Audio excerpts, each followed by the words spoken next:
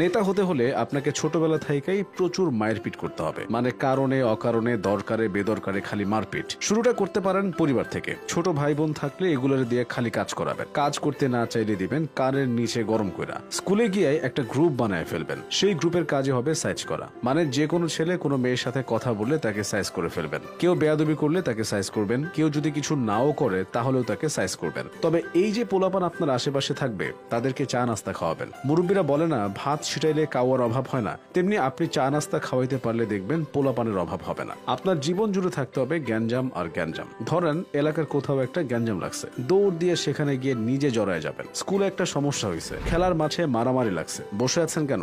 নেতা হইতে হবে না? দৌড় দেন, গ্যাঞ্জাম করেন। কোনো কারণে সেই গ্যাঞ্জামের উপস্থিত হইতে পারেন নাই, প্যারা নাই, চিল ভাই চিল। সবাইরে বলেন এই গ্যাঞ্জামের মূল গুটিবাজ আপনি, পেছন থেকে কলকাঠি আপনি নেড়েছেন, তাহলে হবে।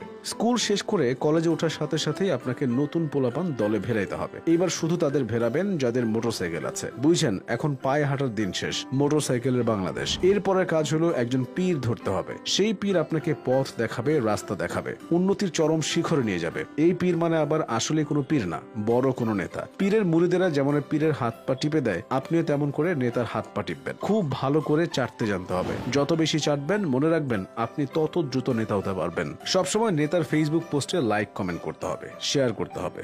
এমনকি নেতা যদি তার প্রেমিকার ছবিও দেয় সেটাও আপনি শেয়ার করে দিবেন। ডানে বামে কিছু ভাবতে যাবেন না, ভাবলে হবে না ভাইয়া। আপনি নেতার মুরিদ হওয়ার পর ধরে নিবেন আপনার আর কিছু নাই, আপনার সব এখন আপনার নেতার। তাই আপনি যদি কাউকে জন্মদিনের শুভেচ্ছা জানাতে যান তাহলে বলবেন নেতার পক্ষ থেকে জন্মদিনের শুভেচ্ছা। এমনকি আপনার যদি খুব বেশি হিসু ধরে কখনো, তাও নিজের পক্ষ থেকে হিসু করতে যাবেন না, যাবেন নেতার পক্ষ থেকে। নেতা যা বলেন আপনি শুধু একটা কথাই বলবেন, হ ভাই ঠিকই কইছেন। এখন আপনার নেতা চাবি মারা খাক, তাতে কি যায় আসে? নেতার ভালোর জন্য হলেও আপনি নেতার মতের বিরুদ্ধে কথা বলবেন না, বললেই দেখবেন নেতা আর আপনারে পছন্দ করবে না। যেমন ধরেন আপনি দেখতেছেন সামনে আগুন, নেতা কইলো দেখছস কত সোনা, আপনিও কইবেন হ ভাই খালি লাল লাল সোনা, ভুলেও কইবেন না আগুন।